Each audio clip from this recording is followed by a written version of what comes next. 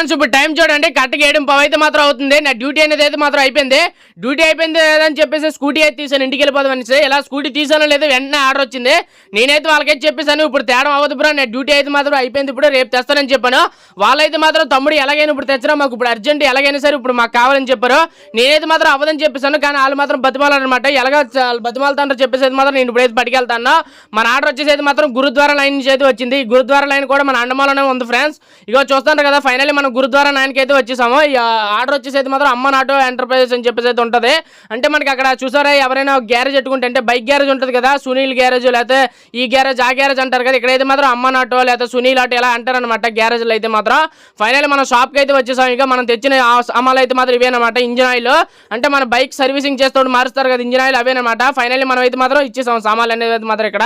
ఇప్పుడు మనం డైరెక్ట్ ఇంటికి వెళ్ళిపోవడం. ఇది ఫ్రెండ్స్ ఈ రోజు నా డ్యూటీ అయితే మాత్రం. తప్పదు కదా, వాళ్ళు ఎప్పుడు తెమ్మంటే అప్పుడైతే మాత్రం ఇవ్వాల్సిందే.